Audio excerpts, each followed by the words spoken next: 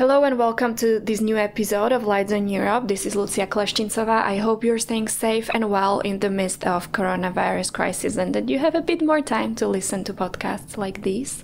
Today we're linking coronavirus to Brexit. You'll be surprised probably to hear what are the links. We are speaking to Laura Shields, who used to be a journalist with CNN, BBC, CNBC, and then became a communications consultant, active with many civic groups like British in Europe who are actively fighting for the rights of British citizens living in the EU in the run-up to the Brexit date that we are now experiencing. And so we're looking at what are the consequences of the Brexit process and the whole decision on the mental health of citizens and families.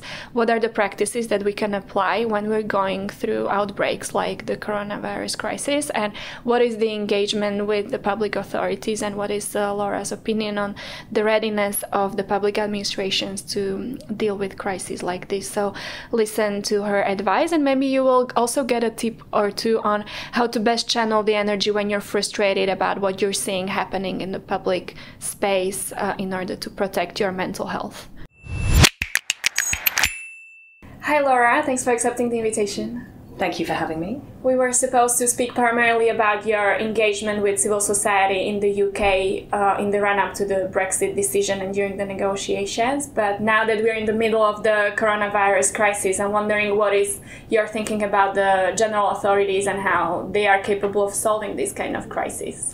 But if we talk specifically about Belgium, I think that what the government has now decided to do is decisive and quite firm. I mean, whether or not it will limit the spread of the virus, who knows? I mean, I'm no kind of expert, but I think that it sounds like you do have to take decisive action. So closing schools, or rather suspending lessons, closing bars and restaurants, whilst it seems drastic, if that's what it takes to flatten the curve, or whatever they call it, I think that's quite good. Obviously, it's hugely disruptive for a lot of people. I have a 7-year-old child. The school hasn't put out information yet about what we'll be able to do with him and the other kids. And obviously both my husband and I work, although I haven't got any work at the moment because everybody's cancelling it. So I'm in this strange position where I might be a full-time mum for the next few weeks. But actually, I also wanted to have a rethink about the business anyway. So exactly, this is one of the greatest opportunities. I feel that not only is it the biggest home office teleworking experiment for large organizations like administrations, but it's also going to force entrepreneurs all around the world really to rethink their business models. And there's so many people like you who are so dependent on physical presence and provision of their services, which is dependent on traveling, at least within the country, if not internationally. And so if we were to choose a positive aspect of this whole thing, I'm wondering whether it might bring some kind of transformation in terms of our business models and operations. Actually, do you know, I was having this conversation with a client of mine just last week because I was in Warsaw with her. She's based in Munich, and Warsaw Airport was dead, Brussels Airport had been dead, Munich Airport had been dead, and we had a trip planned to go to Prague next week, and that's been postponed for obvious reasons too. But actually, we're in the process of working out what we might be able to do remotely. Now, I have long argued that with things like media training, public speaking, you have to have face-to-face contact because it's at least the first time you meet, because it's incredibly difficult to establish trust, a rapport. You need eye contact, you need to get a lot out of people. And you can do practice sessions if you know someone there's a basis of trust, you can do that remotely. But I've always felt that for the first time, at least, it needs to be together. However, at the same time, I've also been very worried about my carbon footprint. So getting on planes is something that I'm not comfortable with. You know, I'm vegetarian and I don't eat dairy. I mean, I'm very concerned about my carbon footprint. And so flying is something that I'm really trying to find ways around. But I would continue to do it because obviously client needs are important. But we're in the process of rethinking this. And in a way, I think coronavirus is kind of a foretelling of things to come. Like, while I'm very unhappy about the shock that this is clearly going to have on a large number of people and business, and I don't wish that on anyone, I think for a lot of people it is going to basically challenge them to restructure the way that they work and organise their businesses. And I think that if we can see less unnecessary travel coming out of it, I think that's a good thing. And so one of the concrete examples is also obviously the work of the European administration, where all of us are somehow engaged with the Brexit process that you were very actively involved in. And so I'm wondering, what is your thinking about the impact of the crisis on the Brexit preparations, really, because we are, all of us, awaiting end of the year. The British government have said they are not going to ask for extension, so everybody's now asking themselves, is the crisis going to be really misused or used by the government to ask for the extension of the transition period, because we're really running out of the time and the negotiations are not going to be possible in physical presence, which is required in case of sensitive subjects like these. Well, I think anyone who makes predictions at the moment, particularly about Brexit, I've always is like lying, delusional or stupid. But I do think we're in a very different political environment than we were even a few weeks ago. You know, we have a major public health crisis going on, which is going to have which is already having a severe impact on markets, the economy, restrictions. And I think that actually what people will be looking for is they will be looking for government, particularly in the UK. I mean, you know, people will be looking to the government to handle this well. And I think this does potentially give the Johnson administration cover for seeking to extend the negotiations if things are still a mess further down the line, because there wouldn't be any justification for it. The UK's already left the EU. So what we're talking about is an extension to the negotiations around the future relationship. Equally, they may decide to just push on with it. I mean, you know, the coronavirus is actually also very good cover for them to push through a deal that is actually a trade deal that is actually going to really have a severe impact on economic growth and jobs in the UK. So there was a budget recently, and whilst it was all focusing on the coronavirus and the plans to spend and the regions and all the rest of it, actually the growth forecasts and the productivity forecasts for the economy are incredibly downbeat. We're talking, so it may be a good mask for them to push it through because they want this very bare bones deal and they don't really want to have to explain it to the British public, because once actually the implications of it are explained, public opinion could shift quite quickly. And so where your engagement with the Brexit process was so powerful is that you started talking about this macro politics being personal and the personal always being political. And so what I find interesting is that now with the public health crisis, now when the problems are physical and we see people suffering, almost borderline dying, it really attracts so much media presence, political presence, financial support. Whereas during the Brexit crisis, the health crisis in a sense was there as well because of the mental consequences on the people. And so we talk about the Brexit nation who was massively impacted at an emotional and mental health level by what happened, but there wasn't much of a conversation about it, I feel, or maybe it was happening in closed circles or expert groups.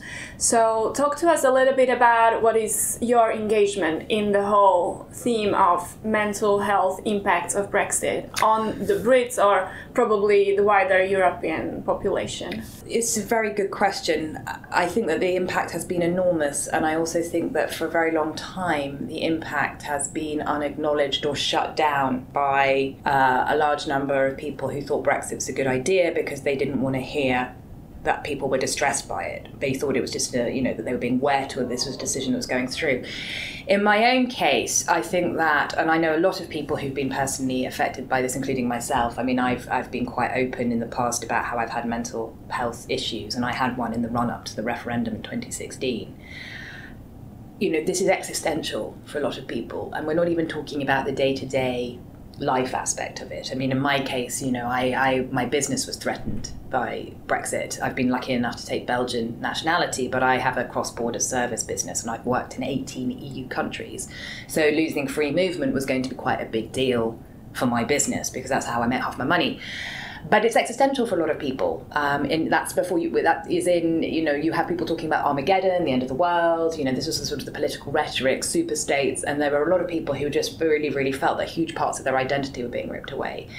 So we get huge numbers of, in my campaign group, which is called British in Europe, we get huge numbers of people coming to us who are having mental health problems. They don't necessarily want to go public. Likewise, EU citizens living in the UK, but also lots of British people living in the UK. I mean, I think we cannot underestimate just how divisive and damaging this whole experience has been to people's individual psyche as well as the national psyche. And Johnson's come in and he talks about wanting to be the great healer and to bring people together. Haven't seen much evidence of that so far. Healing seems to be to say to the half of the country that didn't want Brexit, suck it up. Do you feel there was research done? I don't know, I've never really checked. Was there research done on the mental health consequences of Brexit on on the Brits, on the international families, business owners, public servants, because there was massive impact of this also on the public service in the UK, where many people who were committed to public service simply took themselves out of the system because it was heartbreaking for them to be part of, the machinery generating the decision that they were so disagreeing with. I have seen various specific projects that have been set up. In terms of major research, I don't know if that's been done yet. I should imagine that it will be. But I think most of the things that I see at the moment are anecdotal, but there are things like evidence-taking sessions. I think there was one in the European Parliament a few weeks ago.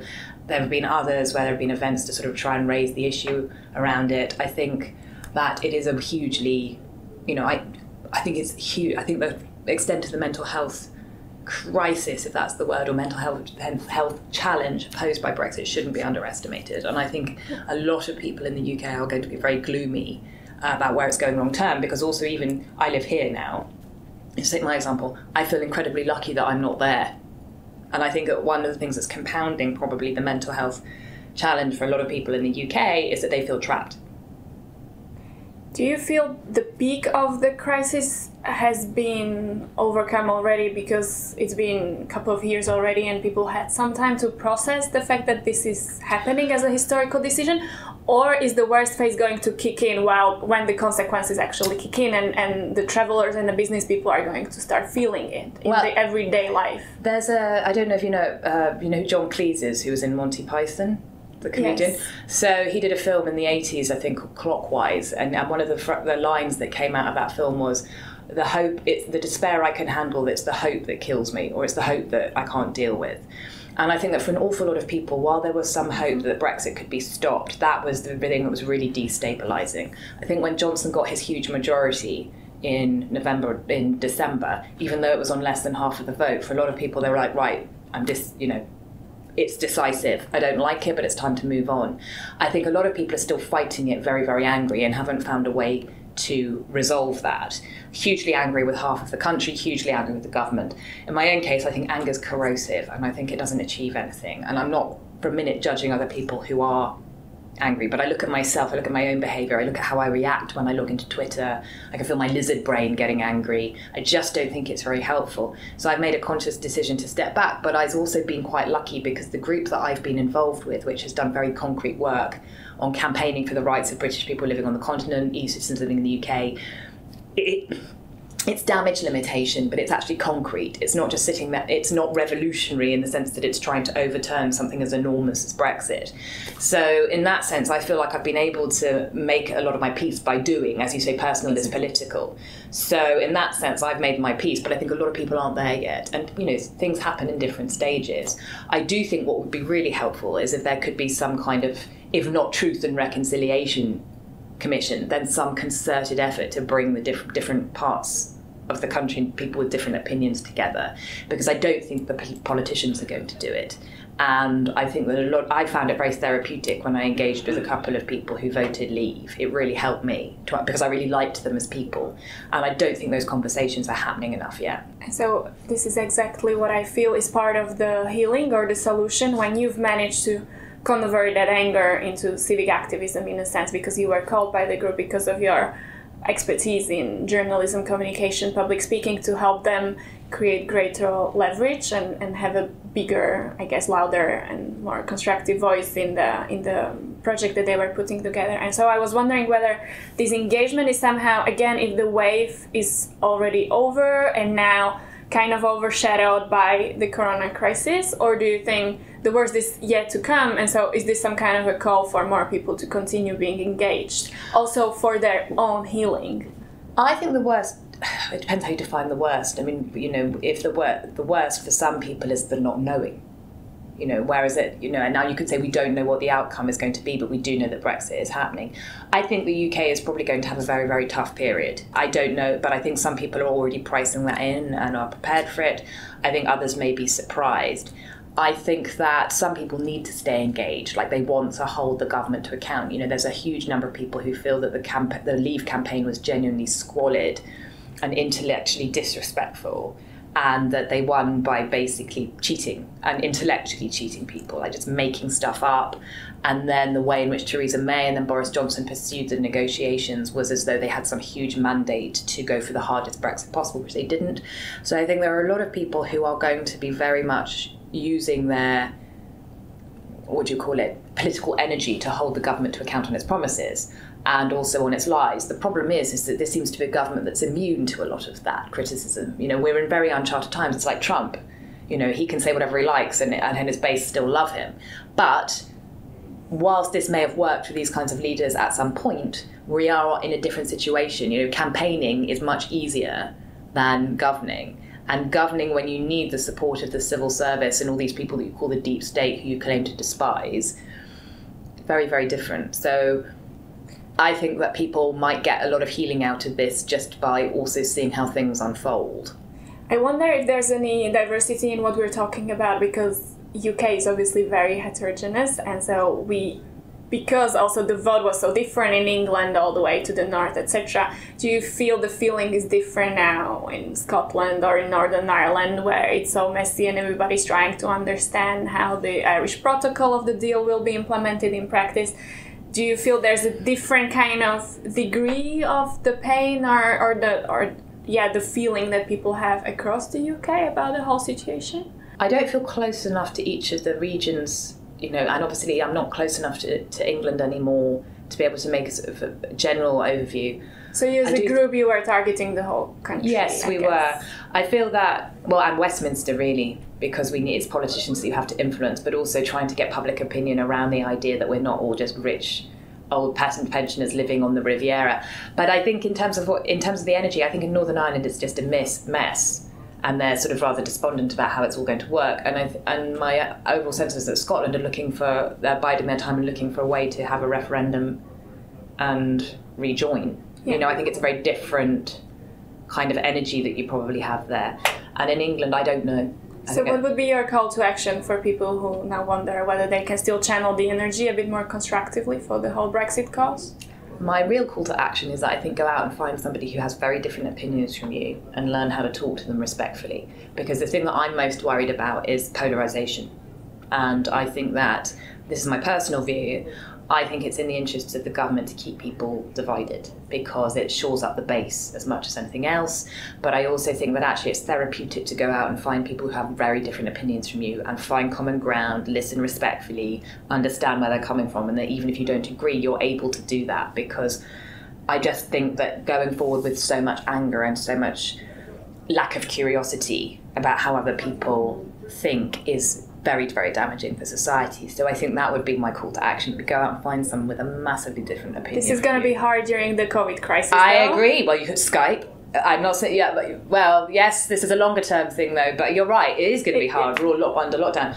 But I do think that this is, I'm very worried about how you can get whole sections of society that think things that one section thinks something's acceptable and despises the other side, like despises. I'm not even talking about disagreeing with, I'm thinking that they're bad people. I think that's really dangerous. And I think that it's also not healthy for people within those groups. I don't think it's healthy to get so angry when you think about people who have different opinions to you. I think it's about restoring civility in discourse.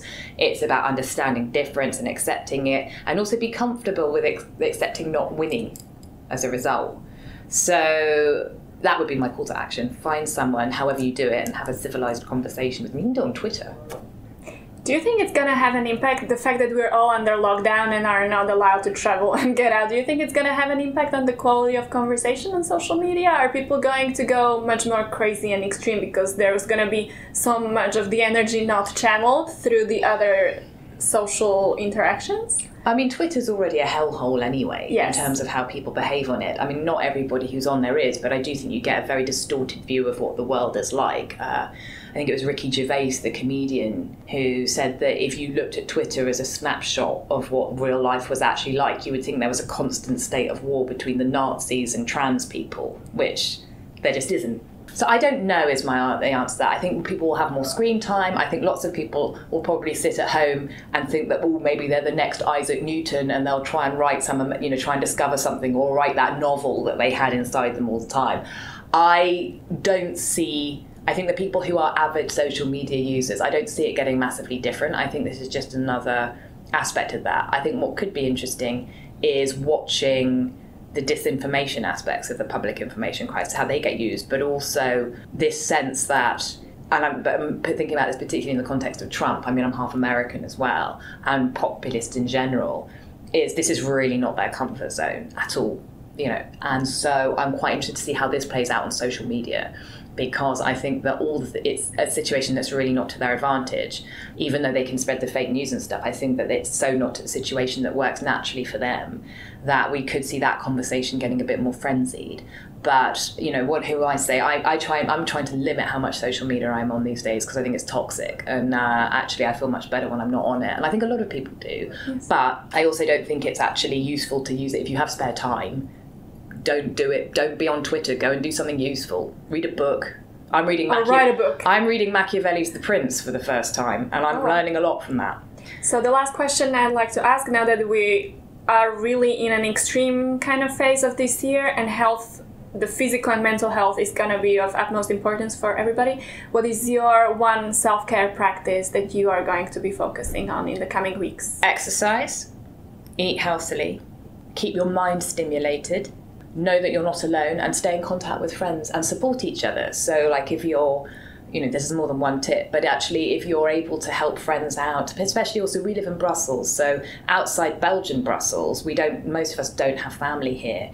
And also actually the Belgian government is asking people not to have children looked after by grandparents anyway, because they're so at risk. So help each other out. You know, I think that's one of the best things that we can do for each other. I mean, whilst I think this is a terrible thing to happen, I also think it could bring out the best in people's relationships, because people, you know, rally and pull together, and, you know, it could be something where actually people discover what being neighbourly is like, and having to stay at home and be a bit more local and take care of those closest to you. It's a complete inversion of this whole kind of rootless cosmopolitanism and sort of, you know, the EasyJet generation. So I'm quite interested to see what happens going forward.